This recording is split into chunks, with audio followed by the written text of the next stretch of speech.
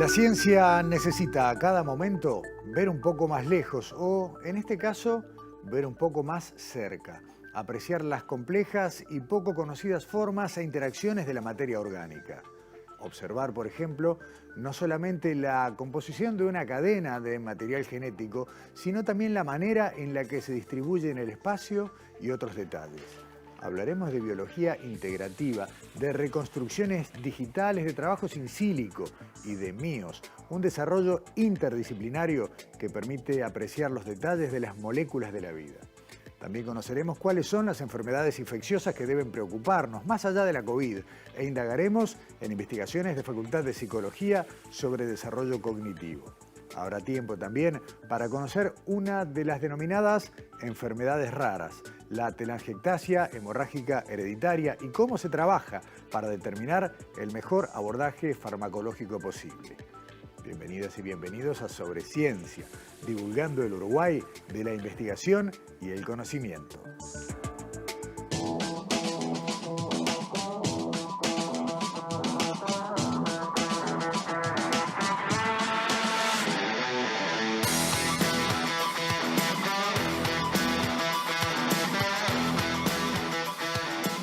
Hablábamos en la introducción de estudios in silico y queríamos simplemente dedicar 30 segundos a contarles que los ordenadores cada vez más poderosos, la capacidad de procesar datos en gran volumen, permitió generar en la investigación científica una etapa de laboratorio previa a lo que después ya todos conocemos como los estudios in vitro, que es la simulación informática cada vez con mayor complejidad, llegando hoy a niveles en los cuales no se puede alcanzar de otra manera. Esos son los estudios in silico que mencionábamos y en ese marco vamos a arrancar esta conversación con nuestro primer invitado de esta noche. Es un gusto recibir aquí en Sobre Ciencia a Pablo Dans, doctor en química, investigador del Centro Universitario Litoral Norte de la Universidad de la República y del Instituto Pasteur de Montevideo. Pablo, bienvenido. Muchísimas gracias, Gustavo. Encantado de estar acá contigo. Un gusto, después de muchos años de otras entrevistas, bienvenido. Exactamente. A Estudios de Sobre Ciencia. Pablo, la investigación in silico vino a ser no solo una manera de acelerar el tiempo, sino de abaratar costos, algo que es clave para países como los nuestros, donde otras investigaciones son inabordables por falta de recursos. Exactamente, la bioinformática, que es como el área que se encarga más de informática de sistemas biológicos, sí, ahora es transversal a todas las farmacéuticas, por ejemplo, donde ya no se ensayan varios fármacos, sino que primero se hace una predicción in silico por computadora de las propiedades de esos fármacos y se puede entonces hacer síntesis mucho más dirigida de unos pocos candidatos que la bioinformática te da. Esa es una de las áreas en la cual la bioinformática sí ha sido fundamental para avanzar en temas de biomedicina. Y a partir de herramientas de microscopía, a partir de maneras de ver de más cerca lo diminuto, aparece también estudios que tienen que ver con las formas, ¿no? A veces la forma de una molécula ha permitido conocer de qué manera puede interaccionar mejor o peor con otra, ser dañina o beneficiosa para otra, y después nos fuimos metiendo en estructuras más complejas, ¿no? Y acá empezamos a hablar de lo orgánico. Sí, bueno, de hecho, sí, es fundamental para entender cómo funciona cualquier aparato, incluso de la vida macroscópica, un sacacorcho, primero poder verlo, ¿no? Si uno lo puede ver, hay sacacorchos bastante complejos que solo mirándolo uno dice, ¿y esto cómo funciona? Y necesita no solo eso, sino ver cómo se mueve para poder entender la función que va a tener. Bueno, justamente la bioinformática, integrando técnicas experimentales, puede justamente dar respuestas donde técnicas experimentales aisladas que abarcan solo una pequeña parte de la realidad, te permiten ver un espacio-tiempo determinado, se pueden conectar usando como columna vertebral justamente la bioinformática estructural en este caso, que es a lo que nos hemos dedicado los últimos años. Y ahí aparece esta sigla que mencionábamos, que es MIOS, que es una unión de distintas herramientas, pero de una manera única, que es fruto del trabajo del equipo que liderás. Exactamente, este es un trabajo que empezamos hace 7 años en Barcelona. Bueno, justamente estos MIOS es una maquinaria integrativa, de biología integrativa, lo que permite es integrar como nunca una gran diversidad de métodos experimentales que van desde microscopía de baja resolución a microscopías de alta resolución, técnicas muy específicas, y después técnicas de secuenciación masiva. Bueno, todas cosas que nos dan información sobre dónde están los genes, dónde están nuestros cromosomas ubicados, cómo interactúan entre sí. Toda esa información experimental de vuelta, cada método tiene sus limitaciones. Lo que hace MIOS es integrar un montón de algoritmos matemáticos y modelos que son de la química computacional, todo esto está bajo la etiqueta de bioinformática, si se quiere, hoy, que es más vendedora, pero es básicamente química computacional. Bueno, MIOS integra todas esas cosas y permite ver la materia como nunca se pudo ver, con una corroboración experimental de varios métodos en simultáneo. Por lo cual, MIOS es una herramienta en particular para ver genomas, es decir, que permite ver núcleos enteros, cromosomas, o incluso ir más adentro y ver genes en particular y ver cómo se pliegan y cómo interactúan entre sí. Ahí está, dijiste cómo se pliegan y hace un rato hablabas del sacacorcho, me pareció un gran ejemplo, ¿no? De ver, bueno, a partir de moverlo, de girarlo, uno termina deduciendo cómo funciona. Y acá, a pesar de que pueda parecer rústico, el ejemplo funciona muy bien. Una cadena de ADN ya no es solamente los elementos que la componen, sino también la manera en la que se configura. Totalmente, y eso es fundamental. De hecho, el paradigma de las enfermedades genéticas ha sido siempre el de la mutación en un gen, es decir, hay un cambio en el código genético y eso produce una proteína que tiene un problema y genera una enfermedad. Eso ha sido el paradigma, digamos, de las enfermedades genéticas. Hoy en día, ya hace 5 o 6 años que se sabe que hay enfermedades que están ligadas a cómo se pliega la información.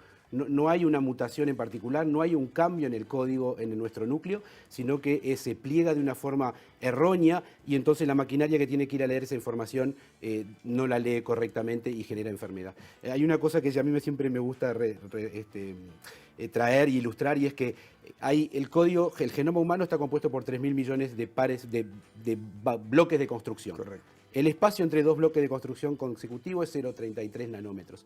Entonces, si ustedes agarran las 3.000 millones de pares bases, que es el genoma humano, que está en 46 cromosomas, y los pone uno atrás del otro, genera un objeto que tiene 2 metros de longitud. O sea, hay 2 metros de código genético en cada una de nuestras células. Y eso tiene que entrar en un núcleo que se mira con un microscopio. Por lo cual hay un ejercicio de compresión de esa información bestial.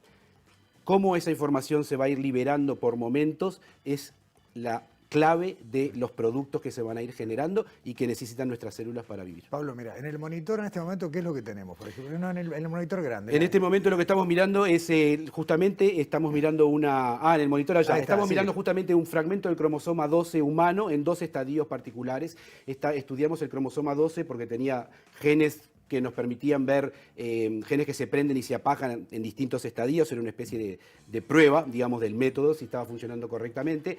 Este caso en el cromosoma 12 humano, donde hay un gen que aparece ahí en verde, en magenta, perdón, que se llama GAPDH, bueno, no importa el nombre, es un gen muy fundamental para la glucólisis, que es, de hecho, es la proteína.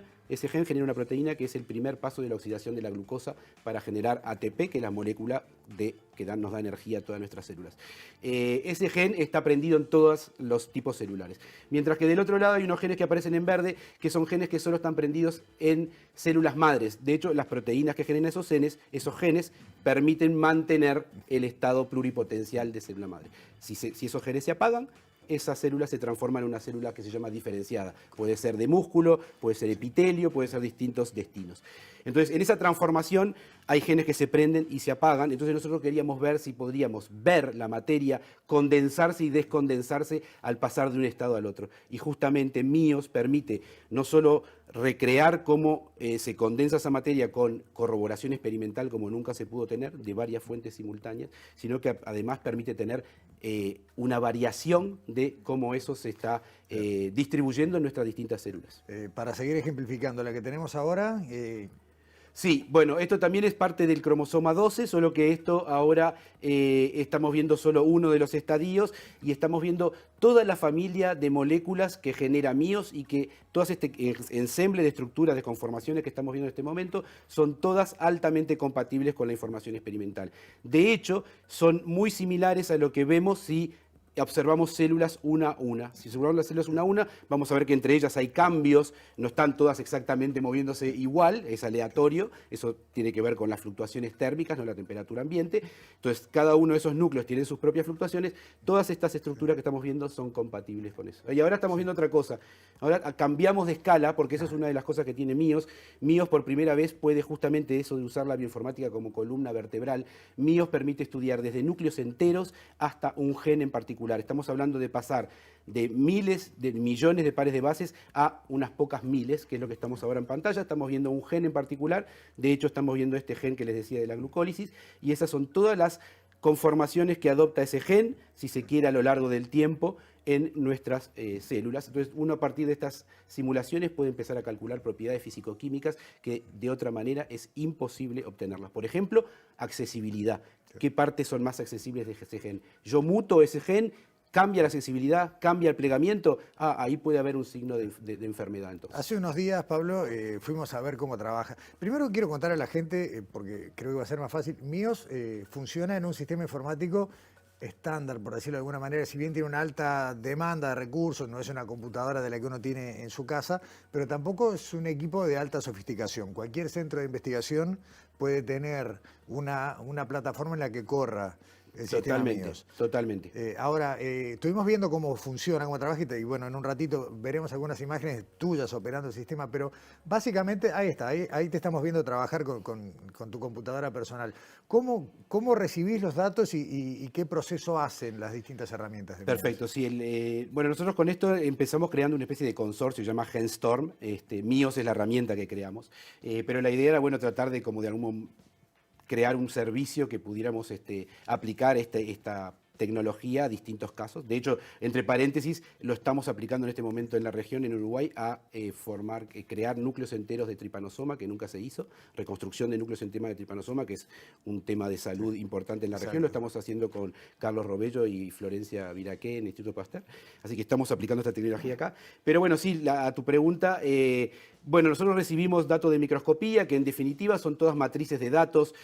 Lo que hacemos nosotros es diseñar sondas específicas para poder iluminar los genes que queremos iluminar de interés. En estos casos, por ejemplo, esos genes que veían en el cromosoma 12.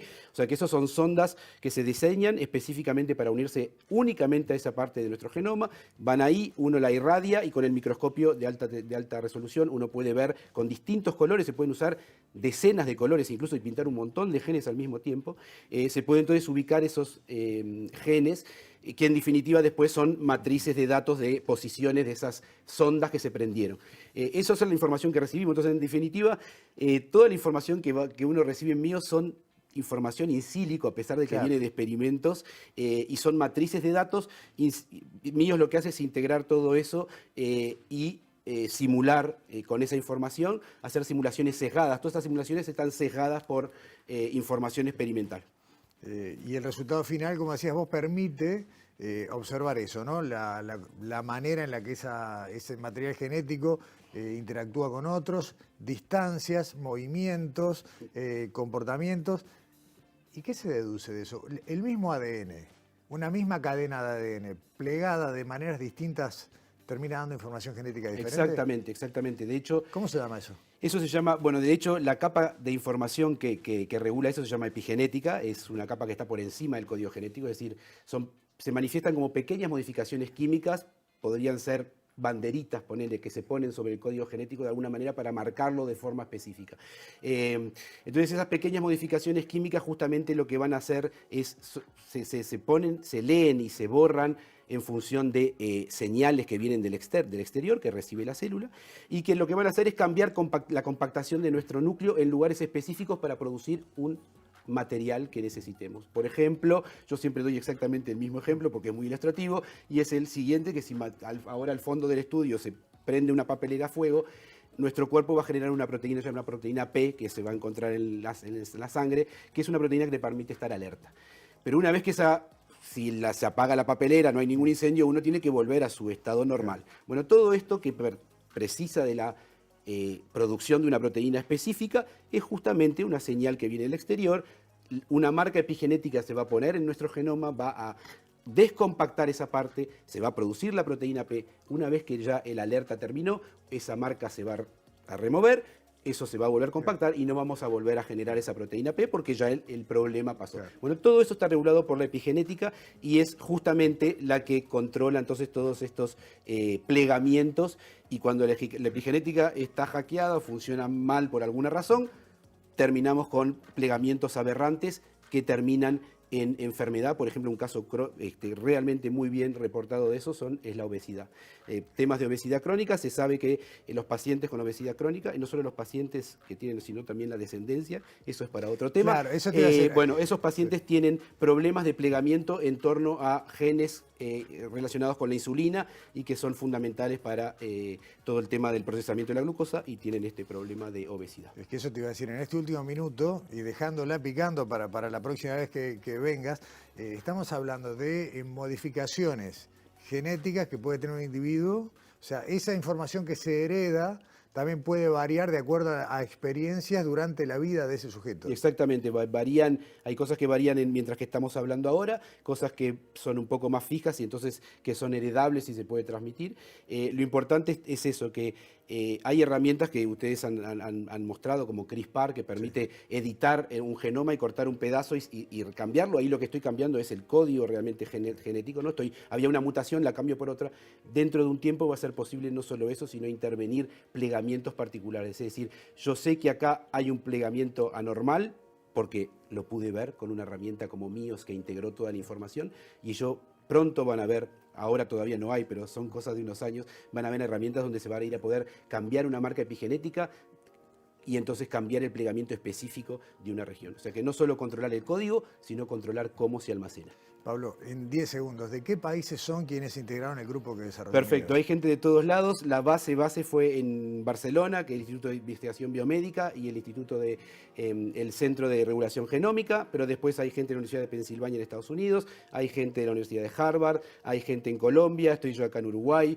Bueno, es un grupo bastante amplio y además nacionalidades hay de todo, de hecho hay varios latinoamericanos y quienes empezamos con esta idea fui yo y Marie Negenborg, que está en Barcelona, la doctora Negenborg, que es uruguaya argentina, y nos conocimos en un congreso en inglés y yo decía, pero el acento es raro, debe ser. Y bueno, resultó que era uruguaya y ella hacía la parte de microscopía y le dije, che, vamos, juntemos. Y surgió esto que, bueno, nada, saldrá publicado en unas horas en Nature, así que estamos, bueno, la verdad que estamos muy contentos. Buen adelanto. Pablo, tengo la impresión de que seguiremos hablando de MIOS durante mucho tiempo y bueno, y tenemos pendiente una charla sobre epigenética para un futuro. Pablo Dans, muchas gracias por acompañarnos. Un encanto, gracias. Hasta pronto. Primera pausa en Sobre Ciencia, volvemos enseguida.